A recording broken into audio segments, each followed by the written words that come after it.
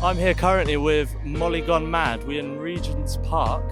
I mean, do you boys firstly want to just introduce yourself, say a bit about the band, who each member is? Sure, I'll go first. My name's Sam, stage name is Beats. Comes from my surname. I play the drums, coincidence. It's pretty much my role. I do some other stuff. My name is Oli D. I play the bass and I sing, and we're all writing together all the time, so no one can take credit for that. I'm Tom, I'm a guitarist, and we're Molly Gone Mad.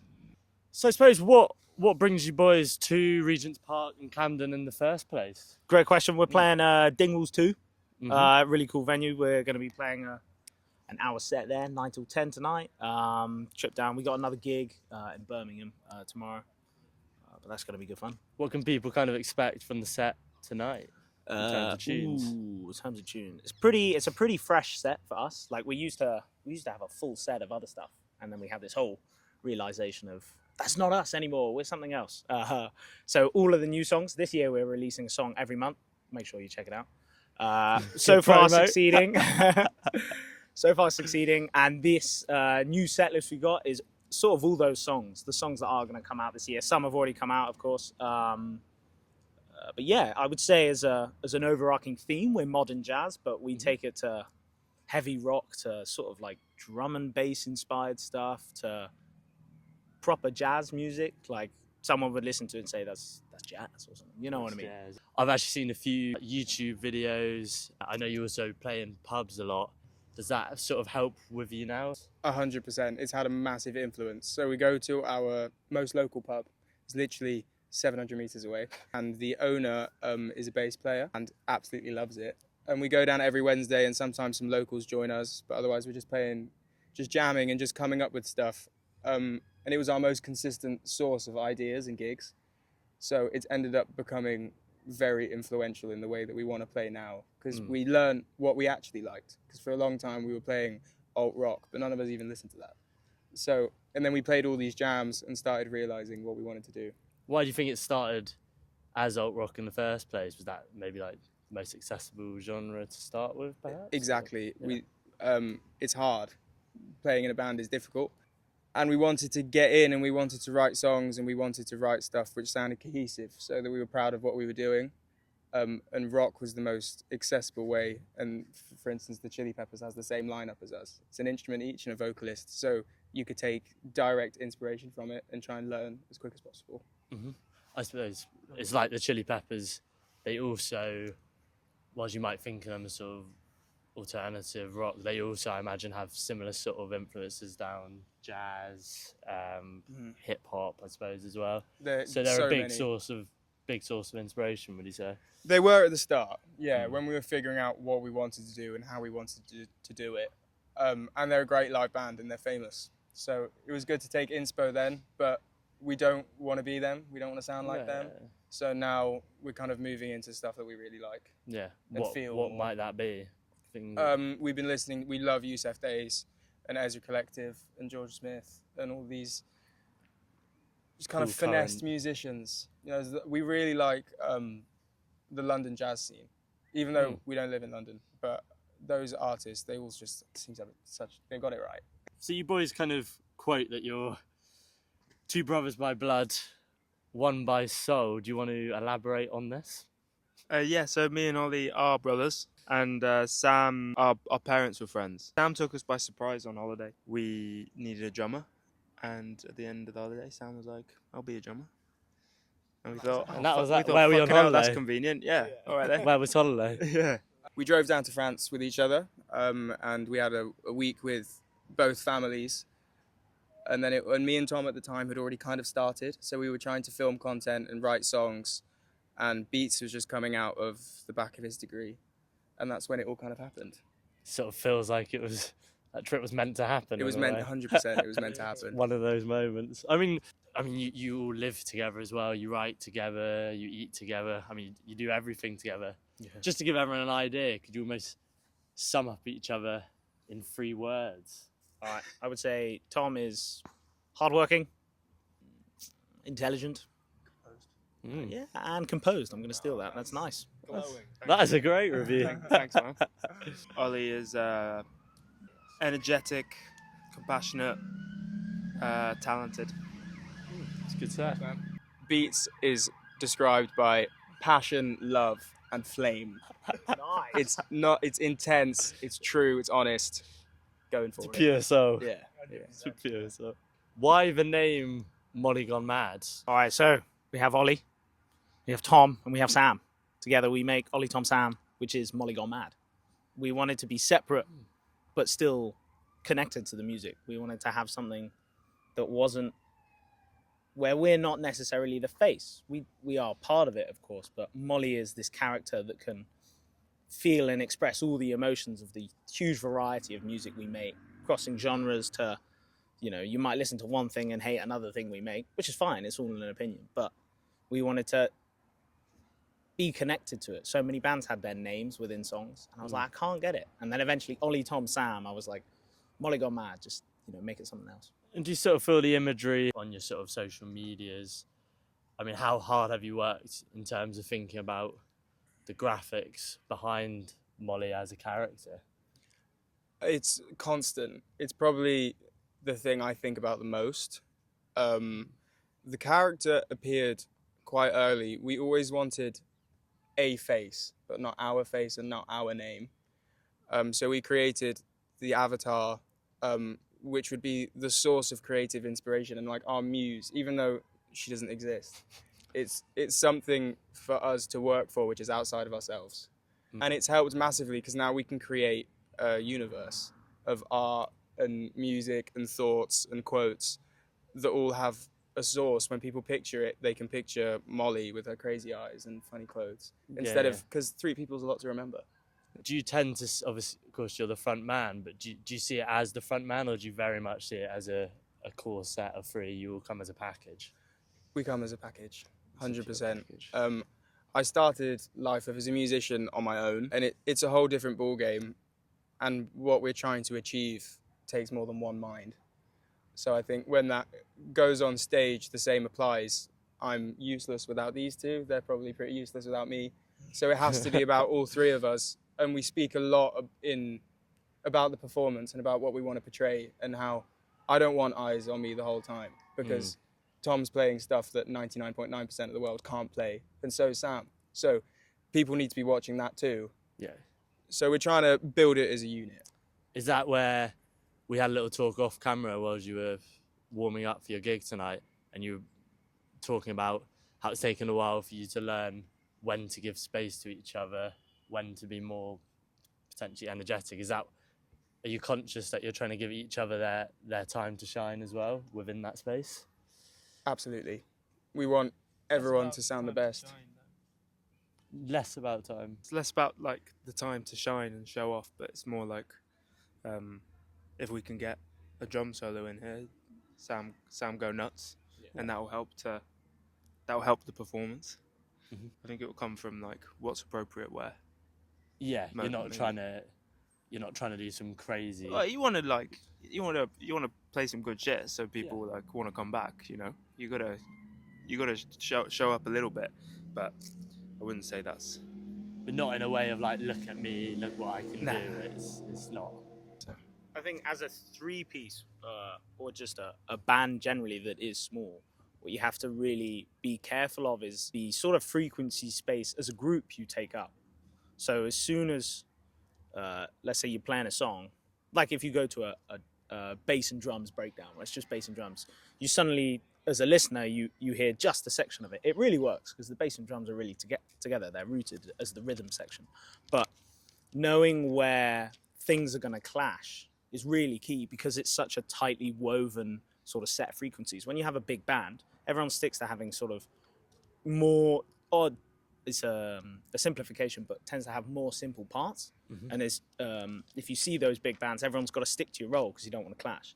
As a 3-piece, that works, but tend to be doing a bit more just because there are only 3 of you. So you've really got to be careful on where things aren't working together. And it can really, I think, take a band to the next level. Like if you listen to our old stuff, Not that it's bad by any means. I think it's fantastic. It's not who we are, and we think we can do better now, of course. But you can notice where the growth's come from. I yeah, suppose. where the holes have been filled, and notice like, all right, we didn't need to fill that hole. Like there was never a hole there. Or... I mean, talk about growth. What as a band are you currently focusing on, trying to improve on, to hopefully keep growing as a band? Absolutely everything. There's Yeah. you can't. We don't think we can afford to leave a rock unturned. What we're trying to do is not easy, and the reason that people shit on musicians a bit is because a lot of them don't get to where they want to be. So it feels like a failure in a way. But So we want to know everything, and we want to know how everything works, and we want to know how everything can improve and where it's failing, and we want to be really honest about it and know when we're getting it wrong, because otherwise you're just in the mud. Well, talking about Suns, is there any songs you've got out that have used that same play on imagery? Yes, one of the first ones, Ignite the Sky. I was with a friend, sat by a lake, and there was a really nice sunset, and we were speaking about deep shit. I started crying, and I was like, yeah, that's a song. And then the usual sources: happy, love, pissed off, anything like that. Enough, just something that alights something within you that I want to try and comprehend is the source. Are you typically the lyrics man? No, we all do it. You all do it. Yeah, everyone's writing words, music, beats, anything. Yeah. And you sort of, is there some songs where you might have merged a couple of ideas from all your lyrics together, perhaps? Yeah, it happens fairly often. We like to move, or I like to move fairly quick once these ideas spark. So if our producer comes in and he's written something particularly cool, or someone's come up with a cool riff, I want to get that going as quickly as possible. So if it means one of us has a verse, or someone's writing something but there's a gap, we turn to each other to try and move this idea as quickly as possible. Best songs are written in such a short space of time. You sort of wonder why you can't be grafting for days and months over a song, when actually, like, if you get it done in a few hours, that's often a good sign that it's a good song, I suppose. Yeah, I think they're quite. You want to try and keep some flow, I think. Like if I don't finish writing the lyrics to a song, it's very hard to go back, because you're not in the same kind of Headspace. Yeah, the different things, and they're kind of I normally have a little rhythm in my head or something, and if I lose it, then it's hard to it's hard to get back in there. How might you do you voice memo some of your riffs? I do, but I never go back and listen to them. I've got so many. Oh, really? I do it, it's and sort then of just completely there. forget. Yeah. It's just sat there. My phone is full of them. I have fleeting ones. I have ones that come back and forth. So I try and go through my voice memos, and I'm like, that's the same thing. Maybe I should make this song. It comes back and forth. I do agree in song speed. I think voice memos are good. Like nowadays, it's a luxury to have. You can save that idea in there and then. But the general making of a song, I found that when you sort of go from start to end in the moment, at least get like a demo or like a performance done of it, because I find Then it sticks. Yeah, it sticks a bit more, and that's where the song Concrete. was born. Yeah. You know what I mean? Starting and ending. You're trying to capture a moment. That's the whole point, I think. Trying to capture a moment, and you want to start and finish it within a moment. Obviously, every song's different, but sometimes I'll pick up the bass and I'll be like, oh no, now I've got to write a whole song because that's amazing. But sometimes it's not. You gotta learn. Is there a particular lyric at the moment that you potentially share from one of your songs that's coming out, that you feel like means a lot at the moment as a band? I think it's more apparent in genres like rap, where they say, I want to be the best, fuck everyone else, this is what I want, this is how I want to do it. And I can't speak on their behalf, but when I'm writing lyrics, it is a manifestation of the things I believe and the things I want. So it's kind of throughout everything, and whatever feeling is within the song is for a reason, and I'm feeling something because we're doing this all day, every day. So it all kind of loops back around to everything's kind of motivating, I guess, in the lyrics. Some is better than others, There's though. not one that's particular. I've got a specific lyric that I wrote. I don't know if the others know it. It's technically not. I don't think we've even played it as a piece of music together. Wanting to win with you when we once met. I really like it because it's got so many of those soft openings. But like at the time, it's about a close friend of mine, and it really speaks to like from the start we got along, and I just wanted to succeed. I wanted to grow. I wanted to do something with you, and it really like since this, you know, is very much like I want to succeed with these guys. I actually do have a lyric. The opening to "In a Way We're All the Same." I think that's really important because we're learning slowly but surely that these shows have to be about the people in front of you, and it really is about the audience, and you are nothing without your audience. So unless you can be equal and with everybody, and just reminding yourself at the start of every show, it's like we might be up here, you guys are there might be no one in the crowd, there might be loads of people in the crowd, but we're all the same. And then the rest of the lyrics kind of follow suit. It's about how humans are full of guff, and we lie, and we say our truths, and we do whatever we have to do to get by, but at the end of the day, we're all just Trying. blood and skin, so don't worry about it. Yeah. And I like that lyric a lot. Good answer. And I also really like, if I may add, after that lyric, it's "In a way we're all the same, sit under stars, stare and get blazed."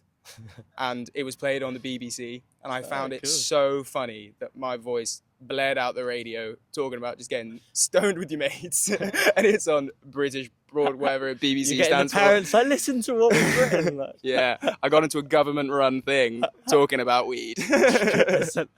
Very proud of that. I love that. 5 months into 2025, I think it's well cited, potentially early on in the year, that you said you were going to write a song once a month for a year, and I feel like I'm just curious to know, maybe the listeners are as well, have you managed to do this? Well, they're all written. All written? So it's just about recording them month by month.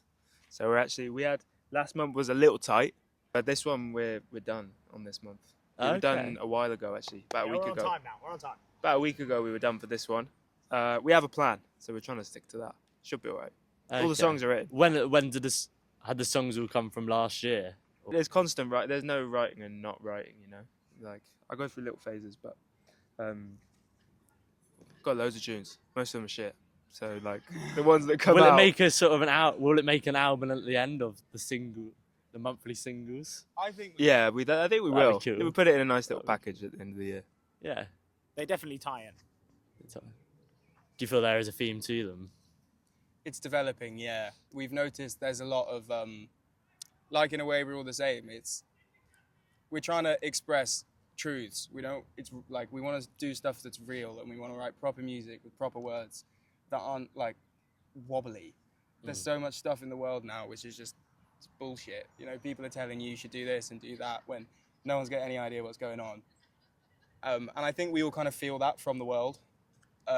So the lyrics seem to be moving in that direction of self-reflective truths.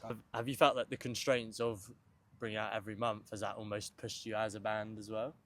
Yeah, we've got way better at recording Really? and knowing how to pinpoint which are the right ideas and which are the wrong ones and what deserves your time and what doesn't. It's helped massively because recording is really difficult. Yeah. So the more practice, the better. Just as a sort of last question, let's put yourselves as you're currently now your 15-year-old selves, and you have got to show them a song that you've written in your collection that you think they would be really proud of. Silence Please is after I wrote that, it was the first time I'd listened to something I've made and thought, just yes, that's me, it's what I want to say, it's how I want to say it, the vibe is right. So I showed them that. And When did you write that? May, maybe? Or no, what month is it? No, It's May Feb. now. Feb, January. Oh, so it's a very recent. Yeah, In a Way We're All the Same and Silence Please both happened in the same day, in the same session. It took like an hour. So I'd show him that and be like, look, you can do this. You're Nicely done. going somewhere. Yeah. The song is technically not out, so you're gonna have to wait till the end of the month. It's called Sneak, and just the musical composition, the feeling, like the song really pulls on my heartstrings in a way. Like I don't know, there's something about the last section and the whole thing. I think it's for me, it was the first piece of drumming I've done where I like pretty much did everything I wanted to do. I was really restrained throughout verse and chorus in terms of like giving the energy the listener really wants.